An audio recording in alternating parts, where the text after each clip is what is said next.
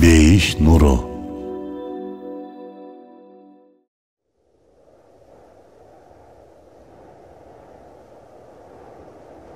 Шамал. Бул жөн эле эркин, баш аламан аба кыймыл эмес. Балким Аллахты тааныткан макулук. Мыйзам менен чектелген, бир тартипке баш ийдирилген. Эң негизгиси өзүнүн милдети бар. Хижр сүрөсүнүн 22 аятында биз чаңдаштыруучу жамгырлуу шамалды жөнөтөбүз деп айтат Аллах Таала. Азыркы күндүн илимпоздору шамалдын бул кызматы тууралуу эмне дейт? Келиңиздер, бир карап көрөлү. Ар бир өсүмдүктүн гүлдөрүндө энелик чаңчалар жана аталык чаңчалар болот. Качан гана булар чаңдашканда мөмө пайда болот. Бул чаңдашуу процесси шамал аркылуу ишке ашат.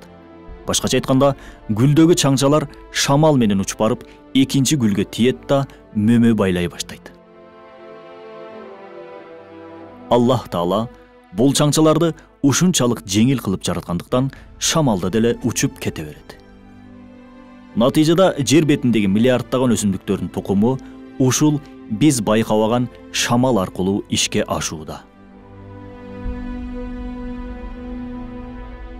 Тагыраак айтканда, шамалдын чаңдаштыруучу өзгөчөлүгү себепчи болуп, ушундай ырыскылар пайда болуп, биздин алдыбызга келүүдө. Аятта болсо, чаңдаштыруучу шамал деп шамалдын бул өзгөчөлүгү тууралуу ачык эле айтууда.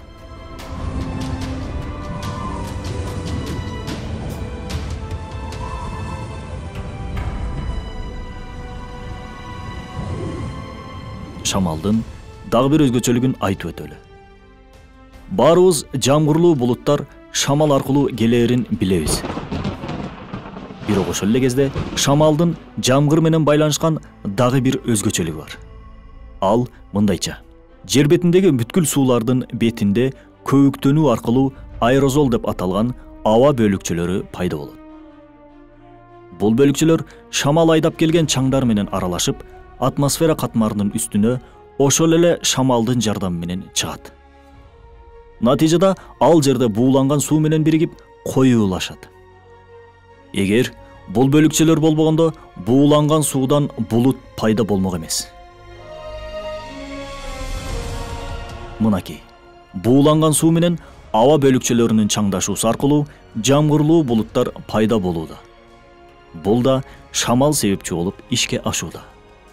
Куранда айткан чаңдаштыруучу шамалдын дагы бир мындай кызматы чынында акыл ээси болгон адамды таң калтырбай койбойт.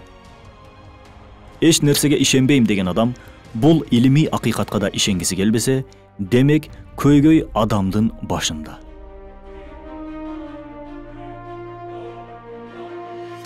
Он 4 кылым мурун илим техника өнүгүлүк кезде 20-21 кылымдарда гана ачыкка чыккан бир илимий ачылыштын айтылышы жана Куранда жазылышы ушуну далилдеп турат. Демек, Куран шек күмөнсүз шамалды жараткан жана аны башкарган Аллах Тааланын сөзү. Аллах шамалды биздин жашообуз үчүн мээримдүү бир кызматчы кылып берген. Анын артынан биздин алдыбызга нечелеген түрдүү ырыскылар келүүдө. Демек, карасак, шамал өз милдетин аткарууда. Дегеле айлананы карасак, бүткүл жаратык өз милдеттерин аткарууда. Алар биз үчүн кызмат кылууда. А биздин милдетибиз эмне?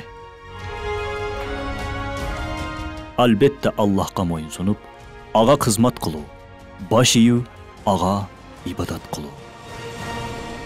Ролик Рисале Нур аттуу Курандын тафсиринин маанисинен алынды. Бейиш нуру.